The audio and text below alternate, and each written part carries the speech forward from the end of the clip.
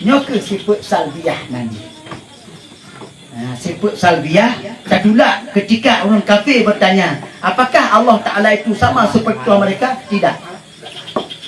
Qidam, berarti Tuhan maknanya hana qidam. Mana qidam itu sedia. Allah Ta'ala cawakan kana Tuhan maknanya hana. Tinggal mana Tuhan leh hana tempuna. Maka hana qidam. Baka hana ci Tuhan maknanya. Yang baka itu Tuhan kita. Kemudian hana mukhalafat hadis, hana semisal Allah Ta'ala bagi segala yang baru, berbeda. Maka Tuhan selain Allah Ta'ala semuanya itu sama. Nyepatu nam titu bos nak sama, ada persamaannya.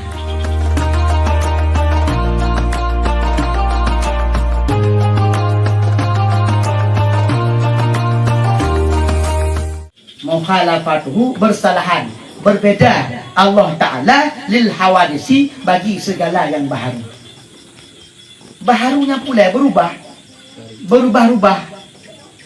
Yang berubah-ubah itu sifat makhluk. Yang kan Allah Ta'ala mandum baharu. Berarti Allah Ta'alanya berbeda dengan makhluknya. Karena baharu itu sifat makhluk, bukan sifat Allah. Berarti Allah Ta'alanya berbeda dengan makhluknya. Yang makna mukhalafatuhu lil hawadis. Bersalahan Allah Ta'ala itu bagi segala yang baharu. Yang baharu yang kan Allah Ta'ala mandum baharu. Baharu itu sifat makhluk. Maka semua makhluk Allah Ta'ala itu baharu kecuali Allah Ta'ala. Yang hana baharu itulah Allah. Allah Ta'ala itu qadim. Awalau wa akhirau wa zahirau wa batinah. Yang awal, yang akhir, yang zahir, yang batin. Yang Allah bermandung. Kitanya bertabuh dan awal pikun, akhir pikun, zahir pikun, batin pikun. Hakikat semua itu pada Allah Ta'ala. Cik Allah yang nyebabkan. Berarti yang boleh pegang mukhalafatuhu lil hawadisi, bersalahanlah Allah Ta'ala itu bagi segala makhluknya. Ini pun dalam ini pegang. Laisa kamitslihi syai'un wa huwas sami'ul basir. Laisa kamitslihi, tiada serupa baginya Allah Ta'ala. Laisa kamitslihi, semisalnya Allah Ta'ala, wa huwas sami'ul basir.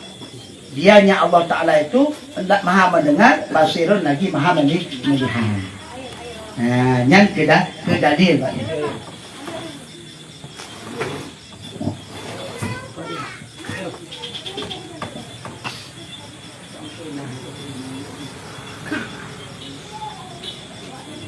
Yang lain macam hantaman Allah Ta'ala dengan makhluknya.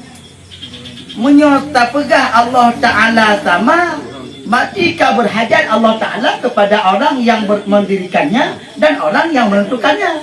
Karena sifat makhluk itu berhajat kepada orang lain. Kita pegah Allah Ta'ala tabi dengan makhluk, berarti Allah Ta'ala pelai ke orang lain. Karena sifat pelai ke orang lain dan sifat makhluk. Sementara Allah Ta'ala kan makhluk, maka Allah Ta'ala hana pelai ke orang lain.